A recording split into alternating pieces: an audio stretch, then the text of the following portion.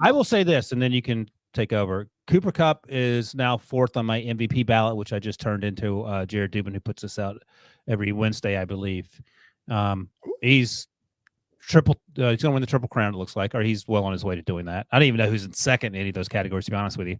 And he is unstoppable. He is Wes Welker, like on 25. He's tall Wes Welker. I didn't realize he was so tall until I saw him standing next to Matthew Stafford at the end of the game. But he is. I don't want to slight Wes Welker because he was awesome, but I think he's a lot better than Wes Welker in his prime, and that's no slight to Welker. That's how good Cooper Kupp is in my mind. Well, that's a different. I mean, yeah, you don't have to get hung up on that. That's just my thought. Yeah, no, Wes Welker had stats that were equivalent to Calvin Johnson in his prime, which is insane. I know, but I gotcha. Cooper Kupp is his route running is unbelievable. He physically is not encumbered by being a 5'7" short person who can't get down and catch the ball. He's going to get that triple count you're talking about. I mean, he's having a unbelievable season. So he has 18 more catches. No, 28 more catches. Is that right? Golly, 28 more catches than Justin Jefferson. Think about that. Yeah. Chris Godwin's second in receptions. Sort by touchdowns. Ooh, Mike Evans ain't messing around. I mean, yeah, like he's a triple crown receiving is pretty unbelievable.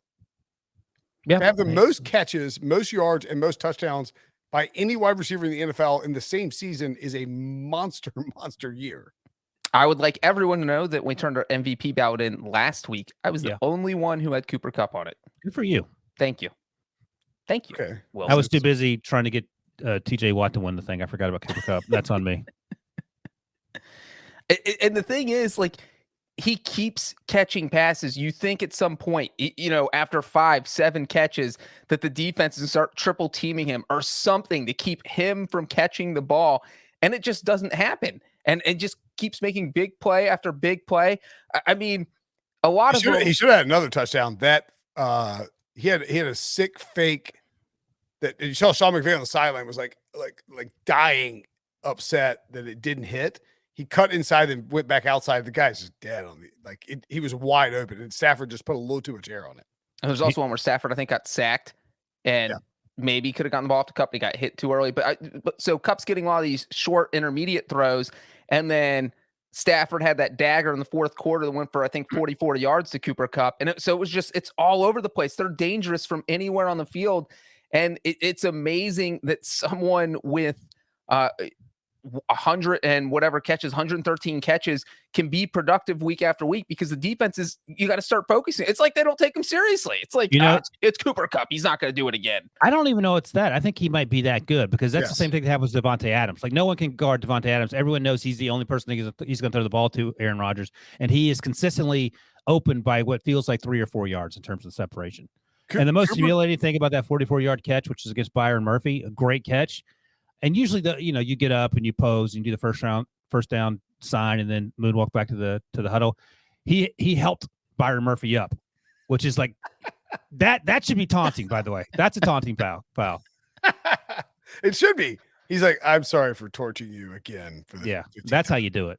I mean, his footwork is insane. His route running is insane. The 4-yard, I think it was a 4-yard touchdown catch where Stafford throws it on this sidearm angle and it's going in low. You're like, well, this is just clearly going to be incomplete. And there's both refs are like, it's a touchdown. You're like, what?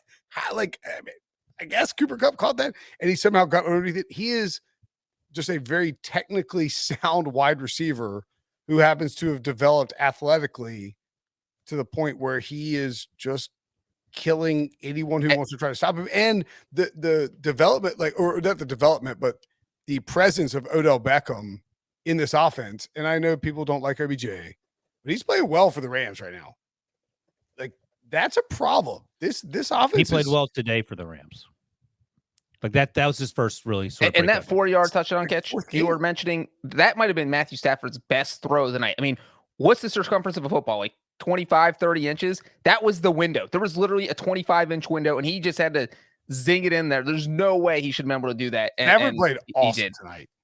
Yes. By the way, we talked about this before, but just a reminder, Cooper Kupp ran a 4.62 at the combine. So he's not faster than Brinson? He's not faster than Brinson, no. He's faster than me. That's the takeaway. That was a 4.96. Remember?